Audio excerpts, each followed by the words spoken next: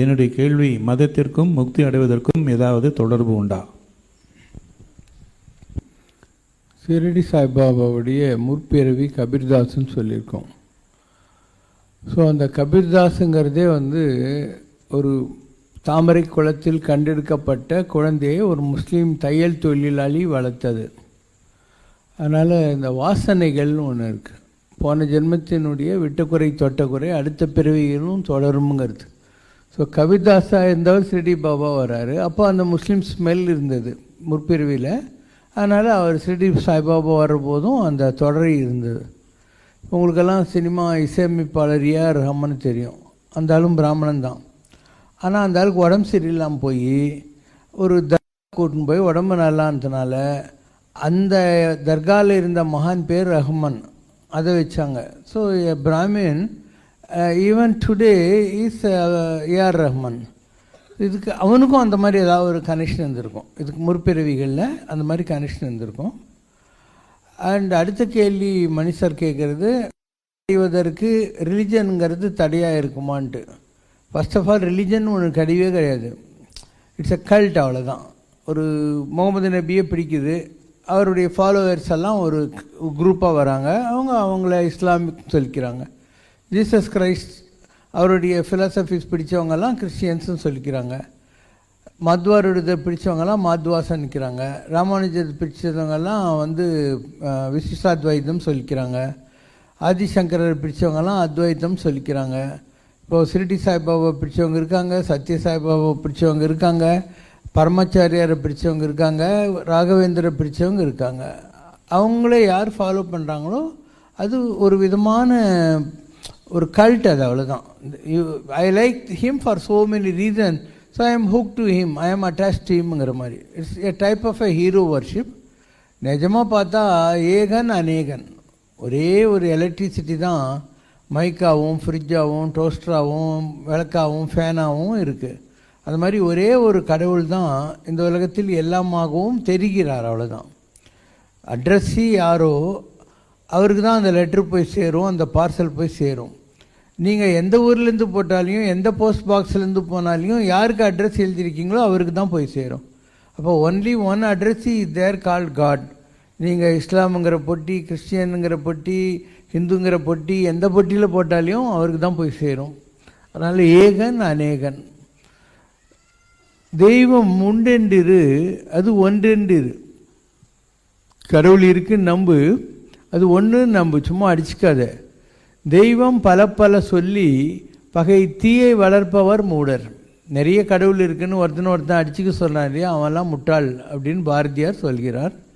அதனால் ஒரு நாமம் ஓர் உருவம் இல்லாருக்கு 1000 திருநாமம் பாடினாம் தெல்லேனும் கொட்டாமும். கடவுளுக்கு ஒரு ஊரும் இல்லை, ஒரு பேரும் இல்லை. நாம் தான் சாஸ்திர நாமத்தினால் அவரை வழிபட்டு கொண்டிருக்கிறோம். பேராயிரம் பரவி வானோரேத்தும் பெம்மான். 1000 பேர்களால் தேவர்களும் கூட அவரை வாழ்த்துக்கிறார்கள். ஏதவன் ஊர், யார் ஊற்றார், யார் அயலார், அவனுக்கு ஏது ஊர், அவனுக்கு வேண்டியவங்க யார், யார் வேண்டாதவங்க, இதெல்லாம் தான் ஆன்மீகம் என்பது. ஸோ ஆன்மீகத்தில் மதம் என்பது ஒரு தடையாக இருக்க வாய்ப்பே இல்லை. ஏன்னா எல்லா மதங்களும் எப்படி விதவிதமான நதிகள் இருக்குது. பொங்கு பல, கம்பர் சொல்கிறார், பொங்கு பல சமயமெல்லாம் கடந்து அப்படின்னுவார். எல்லா சமயங்களையும் கடந்த நிலையில் கங்கு கரை காணாத கடல்னுவார். கங்கு கரைனா அதுக்கு no barricades or barriers or banks அப்படிங்கிறார். ஆற்றுக்கு பேங்க்ஸ் உண்டு, ஆனால் கடலுக்கு ஏது பேங்க்ஸ் எல்லாம். அதனால் கங்கு கரை காணாத கடல் என்பதை கம்பர் வார்த்தையில் சொல்கிறாரு. அதுக்கு முன்னாடி அவர் சொல்கிற வார்த்தை பொங்கு பல சமயமெல்லாம் கடந்துங்கிறார்.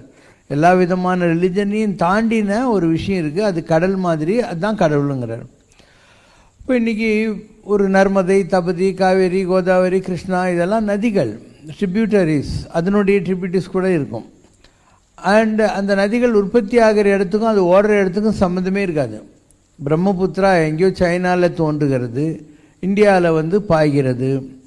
அண்டு இந்தியாவில் இருக்கிற நதிகள் பாகிஸ்தானில் கூட போயிட்டு பாய்கின்றன, பஞ்சாபில் இருந்து. அண்டு திரியம்பகேஸ்வரில் கிளம்புகிற கோதாவரி ஆந்திராவில் தான் ஓடுது மேக்சிமம். பார்த்திங்கன்னா எங்கேயோ மகாராஷ்டிராவிலேருந்து வருகிற கிருஷ்ணா நதி ஆந்திராவையெல்லாம் வந்து வளமாக்குகிறது. அண்டு குடகில் எங்கேயோ தோன்றுகிற காவேரி ஒகேனக்கல் வரைக்கும் வந்து அதுக்கப்புறம் இது திருச்சி முக்கொம்பு எல்லா இடத்துக்கும் போய் சேர்ந்துடுறது. ஸோ எல்லா நதிகளும் எங்கோ கிளம்புகின்றன, எங்கோ ஓடுகின்றன. ஓடி ஓடி கடைசியில் என்ன ஆகும், ஏதாவது ஒரு இடத்துல சமுத்திரத்தில் கலந்துரும். சமுத்திரத்தில் கலந்த பின்னால் காவேரியை வந்து காவேரின்னு சொல்லக்கூடாது, வங்காள விரிகுடா, அரபிக்கடல், இந்து மகா சமுத்திரம்னு சொல்லணும். ஸோ இந்த உலகத்தில் எந்த நதி, நர்மதா, தபதா, கோதாவரி, கிருஷ்ணா எல்லாமே கடலாக மாறிவிடும்.